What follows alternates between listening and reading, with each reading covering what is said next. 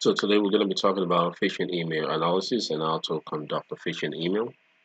Um, Phishing email itself it's fraudulent activities whereby spammers and bad actors um, tend to um,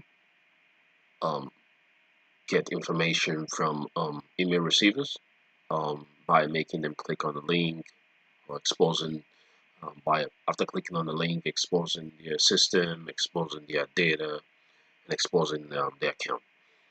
Um, Now, phishing normally give you a sense of urgency. If you take a look at most of the phishing emails gives a sense of urgency, whereby it's telling you to act on something as soon as possible, click on something as soon as possible, log into your account as soon as possible. That kind of sense of urgency. That's how phishing email normally comes. Now, when people click on that phishing email link, it's normally redirect them to illegitimate or fraudulent website without their knowledge, typically through DNA poisoning or through host file manipulation. And now, when users click on that link, they'll somehow think they're still actually in the proper or real website, whereby they're actually in a malicious website without their knowledge. Now, phishing email normally comes with generic greetings, urgent or threat language, a link to a malicious website, request for sensitive information, and those contents actually are the things that actually intrigue email receivers to click on it and then get themselves lose their integrity and make their system vulnerable to threat. Now, today we're going to be looking at some protocols that actually can use that users can use to be able to detect to know if an email is actually a phishing email, if it's a spam, then what to do next. Now, DMAC, SPF, and DKIM, and these are the three main protocols which complement one another. Implementing them can provide the best protection. Um, these three methods together they help prevent spammers, phishers, and other unauthorized parties from sending emails on behalf of a domain they do not own.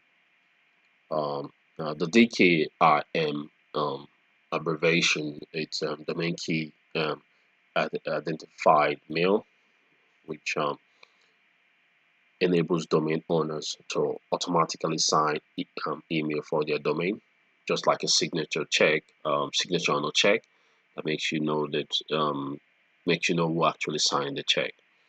So that's what the DKIM is meant for. Now, the SPF is a sender policy framework. Is a way for domain to it's an email delivery agent that check if the email is a spam or not. Think of it like a publicly available employee directory that helps someone to confirm if an employee works for an organization. So it checks the domain. And now for the DMAC itself is actually it means domain-based message authentication reporting and conformance. Uh, it does take action after the SPF and DKIM has been implemented. So if the SPF and DKIM on authenticated, if the verification didn't go through, the DMARC actually blocked the email, reject the email, or send the email to spam. So if you're wondering why some of the emails goes to spam, this the DMARC does that. So now we are going to be looking at some uh, open source tools that you can use to be able to triage a phishing email. So I'm going to be going to my email. Go to the spam of my email. This is my spam mail. I'm just going to click on anyone right here. Let me just click on the first one. And what I'm going to do, we're going to analyze the email, and we are going to first of all we're going to click on show original, and our main goal is to copy the header. This is the email header. If you look at it, we're going to copy this header, and once we copy this header, we are going to go to Google. We're going to look for an open source tool called Email Analyzer, MX Toolbox. And we're going to click on it, and we're going to copy the header, the email header, and then we're going to analyze the header. Now, once we analyze the header, we're going to see that the DKIM alignment and the DKIM authentication did not pass. And if we were to scroll down, we're going to see the reason why it didn't pass.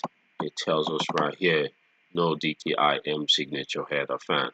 So with these, we can see that yes, this email has no signature, no header signature, and we can from there deduct and see and do more verification if this email happens to be more of a spam. But from here, we can have an hunch that this email didn't pass the authentication. Um, so we can go deep down further. Let me go back to that spam mail, that email that I received that was in the spam.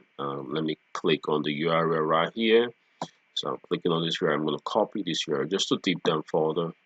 I'm going to go to an open source tool. I'm going to go to domain dossier.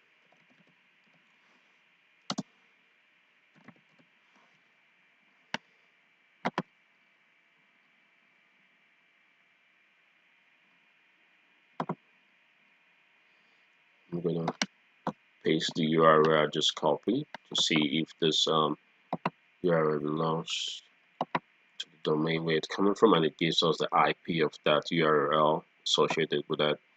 So we're going to go ahead and copy this IP, and once we copy this IP, we are going to go to another open source tool,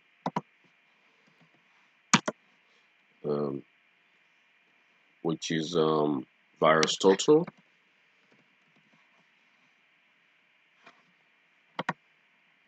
So we're going to go ahead and paste the IP in VirusTotal.